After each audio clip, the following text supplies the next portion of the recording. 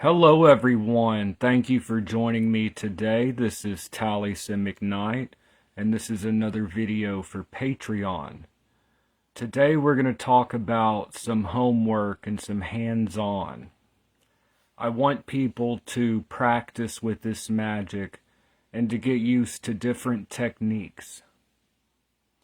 Because as you practice this, and you learn these techniques, you make these connections with these spirits, then you'll have this for the rest of your life. Magic is something that gives us the opportunity to experience something more than just our everyday human experience. We're able to peel back the layers, to connect with the numinous, to perceive that which is beyond the material world as we understand it, at least. And also, it gives us an opportunity for wholeness as we cycle through the zodiac, for example, or we hit each one of the notes or tones or the 7 sacred planets. So as we work through this, we gain a sense of wholeness. And also, the material benefits, not just money, but in different ways, is quite amazing, actually. So today, the sun, the sun is in Scorpio. It's actually in 15 degrees of Scorpio. I'll have my Shim Angel video up later today. We're approaching the latter half of Scorpio. So it's a really good time, now that the moon is waxing, for people to work with Barbiel. Now, I talked about Barbiel a little bit before. Today I give a little bit of homework. I want people to try a very specific technique. So first of all, Barbiel is the angel associated with Scorpio. And, some people may be Scorpios in their sun sign or their moon sign or their ascendant. But really all of us have the zodiac within us. All of us have all 7 planets, whatever their essential dignities. All of us, mankind, is a microcosm of the universe. So, Scorpio. The sun is in Scorpio. This is a good time to work with this energy, whatever your sun sign. It's irrelevant, really. But here I have Picatrix. This was written in like the 11th century, 10th, 11th century. This is a classical, like medieval book on magic, astrological magic, that had a big impact on Agrippa centuries later. This would have a big impact in the Renaissance. So I'm going to read some things. I'm looking at Picatrix, Book 3, Chapter 2, of the parts of the signs in the aforesaid 3 existences, that is, plants, animals, and minerals. So I highly recommend Picatrix, and also the 3 books of occult philosophy for these correspondences. So let's take a look here.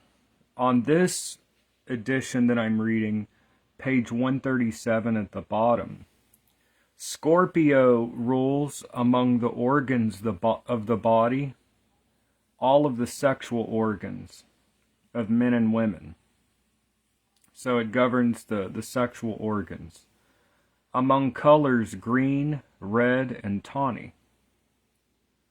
Among tastes, salty. Among places, dry lands, prisons, and sad places, and stony places where scorpions gather. Among stones, coral and marine pearls. So coral and pearls. Again, Scorpio is a water sign. So coral and pearls. Among trees, those that are tall and straight. Among animals, scorpions, vipers, snakes, small dry animals of the earth, and water animals. So, just using the correspondences from the Picatrix, we see that a green altar cloth, or red, or tawny. What is tawny? I think it's like a reddish brown. I'm not sure. But green or red altar cloth. You know, having coral or pearls. Or Agrippa says the amethyst. Agrippa assigns amethyst to Scorpio. So, having an altar, you can use a green altar cloth if you like for an extra touch, or red, or tawny. You could have pearls on the altar. You could have coral. Or you could have amethyst, as Agrippa says. Scorpions, vipers, snakes, water animals. Let's say you have little trinkets. A little trinket of a scorpion. So these are all things that could be seen as a connecting link with Scorpio. And what you have here, you know, I talk about this a lot in my videos. I think it's very useful, Agrippa's three-world model. You have all of these material items on your altar in your space. You're creating a type of vessel. You're going to draw down and attract this force. I recommend, since the sun, we're following the sun through the zodiac, the day and hour of the sun. There's a Planetary Hours app that I talked about called Planetary Times. I know it's available on Android. I think it's on iPhone. Planetary Times. It's an app.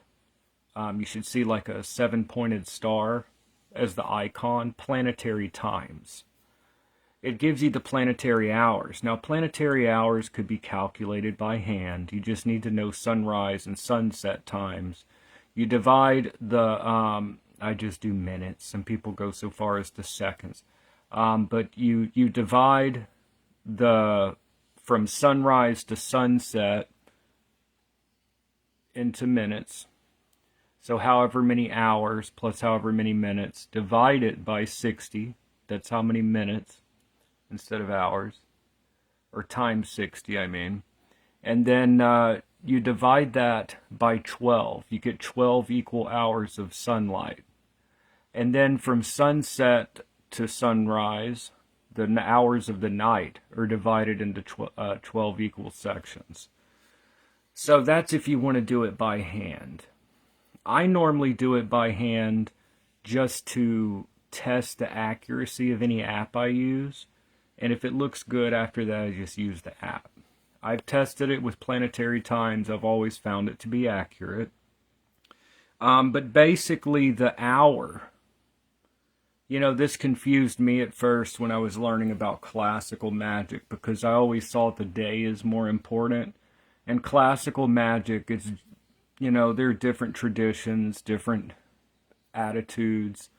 But the predominant attitude is that the hours are more important than the days. Which is good. It gives you more leeway. Wow, this room's full of incense smoke. I, you know, put a little extra on there today. What was I saying? Anyway, the hours. Since you're just working with hours is more important than days, it gives you more leeway to look at like proper astrological conditions. So really it's a good thing. But I really recommend, you know, you follow the moon phases too. The waxing and full moon. Really, full moon, that's a whole other topic.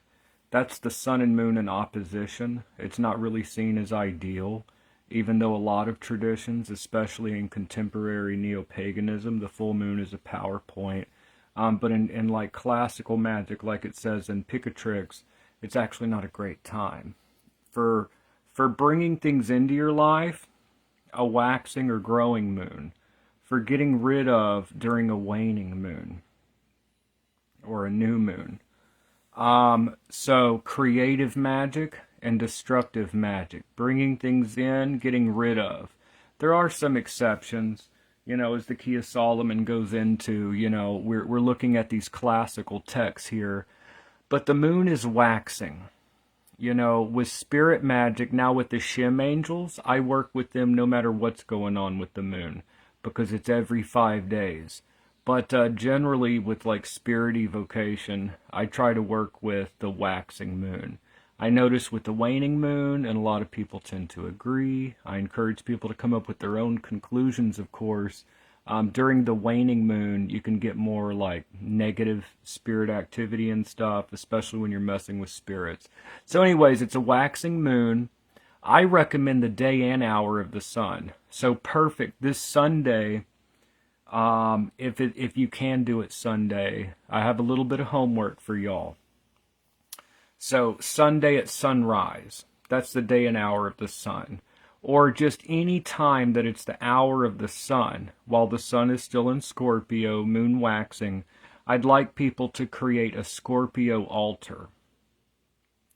At its most basic, you could just use a couple of white candles. If you don't have any kind of fancy stuff, I recommend just a couple of white candles. Have the sigil of Barbiel. That's the angel of Scorpio. I'm going to post the sigil on Patreon. But basically, during the hour of the sun, at any point, I recommend this Sunday, the day and hour of the sun. You can just have a couple of white candles, have the sigil of Barbiel, and burn some frankincense and myrrh, or the incense of your choice. If you want to get more elaborate, you can use red candles, as it mentions in Picatrix, or green candles. You can have a little Scorpio altar. What I recommend is a bedside altar. What I would like people to do is to try out the astral projection method. Astral projection. Now, astral projection could be divided into two types. There is the full out-of-body experience that is as real as this right now appears, right? There is the full out-of-body experience that often takes a little bit of practice to develop. Normally it involves different methods of disassociating themselves from the body through either rolling over, or imagining that you're climbing a rope, or going up steps. Some way that you kind of wake up your energetic body and leave your body that way. That takes a little bit of work and development and practice. The other type of astral projection is just to visualize that you're leaving your body. And I found that this visualized astral projection, even though some people would dismiss it as just in your head, I found it to be very effective. I've used it quite a bit in my spirit workings. And I've had experiences, I've received information that in my honest opinion, I couldn't have known unless it was a real spirit encounter. I've had very vivid experiences using this. And unless you're like a really good astral traveler, I would recommend this very simple method. A bedside altar. Maybe just a couple of white candles, burn the incense of your choice. Have the sigil of Barbiel. Okay? Call his name. Lit candles, incense. Be careful of fire hazards. Call Barbiel's name. And use the tetragram associated with Barbiel. So we're going to go to Agrippa, the 3 books of occult philosophy. All right. If I have time, I might go into some rants here as well here in a minute. We're going to go to the 3 books of occult philosophy.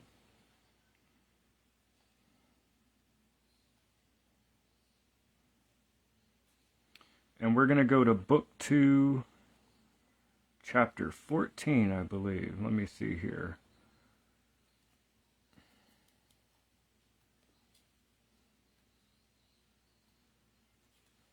All right. Yep, chapter 14. The 3 books of occult philosophy, book 2, chapter 14. There are the 12 permutations. A permutation is a rearrangement of the letters of the 4-lettered name of God, Yod, He, Vav, He. So these are generally used to call upon the angel of the zodiac sign. So the tetragram, according to Agrippa, associated with Barbiel, is Yud, Vav, He, He. Yevaha. Yevaha. That's how I would pronounce it. Or Yewaha. Yevaha. It's Yud, Vav, He, He. Yewaha. Yevaha. So what I would do is I would light the candles, light the incense. Barbiel, I call upon you. Barbiel, the incense just popped. Barbiel, call the name. I like to call it 12 times. And then call upon him in the divine name. I call upon you in the name of Yevaha. I would do that 12 times. I call upon you, Barbiel. And then what I would do, tell the angel you want to communicate through astral projection. You'll lie down, and I recommend a slow separation. Visualize that you're slowly leaving your body. I like to spend about 5 minutes. Now, I've noticed a lot more vivid encounters with spirits when I really take my time leaving my body. So close your eyes, lie down with the bedside altar. Visualize that your energy filled around your body. Really focus that you're transferring your consciousness to this energy field around your body. And then gradually lift out of your body. Now, this is a visualization, but don't let that fool you. I think there's a lot more going on, and it's very, very extremely possible, in my opinion, likely, that even if you do still feel your bed and hear your breath or whatever, that there is a part of you that is indeed leaving your consciousness. And you could also say that in an exalted state like this, when you're not so focused on your material surroundings, you're able to listen more. So anyways, this method, by the way, could be used with any spirit. I've used it quite a bit with the Shem angels. Visualize that you're slowly leaving your body, and then go up through the roof, up, through the clouds, up, until you're basically, the earth is beneath your feet and you're in space. And then wait for the angel to approach. If you have to, go seek after the angel. But probably the angel will be there, and it may not be what you expect. I want people to be aware that, now, you may have vivid encounters, you may not, but don't be surprised if things get pretty interesting. Have your communication with Barbiel and then return to your body. For years, I think this is really an aspect of growth. But I spent a lot of years looking at these techniques, which I began with on my journey, and moving towards like a more traditional approach. And I used to kind of disregard these things, but I think it's very powerful. What I would like people to do is to try out this astral projection method. Now, what is the office of Barbiel? It could be anything under that is governed by Scorpio, but according to the Divine Cabal, and it's the office that I've used, according to the Divine Cabal, Barbiel teaches unknown things, things that are obscure and doubtful. So something that you're trying to understand, this is a teaching angel. Something that you've been contemplating, something you're trying to understand. You could ask Barbiel and he can explain the concept to you, or explain it to you. He teaches those things that are obscure and doubtful. And also what is good for health. You could ask Barbiel for things associated with health. You could ask for advice with health and ask about anything. You know, I actually went to Barbiel to kind of understand. Well, I don't want to go into it because I think that it's important that people come to their own conclusions, and I don't want to like color with my experience. But I've had this work very well for me, where there was something that I had contemplated for years, trying to understand. And in this I used the same astral projection technique that I'm giving to you, very simple. I had a bedside altar, just like I'm describing. It was explained to me in a way that made everything make sense. Suddenly everything made sense. And what he told me has stuck with me ever since. So what I would encourage people to do is a little bit of homework, is to construct a bedside altar. Be careful with fire. Okay, especially if you're lying down. I recommend a bedside altar. Have the sigil of the angel, which I'm going to post on Patreon. Light the incense, light the candle at the hour of the sun. Call his name 12 times, however many times. I like to use 12 because it's a zodiac. Use the permutation of the tetragrammaton Yevaha, or Yud Vav Hey Hey, to invoke him. Tell him you want to have an astral projection. I want people to try out this astral projection technique. Visualize, take your time that you're leaving your body, you're going up, up, up till you're in space. Have your interaction. Now, this method may seem new agey to some people. I recommend try it out. Try it out with an open mind. So this is a little bit of homework. The sun is gradually moving through Scorpio. I'd like people to go ahead and try this out.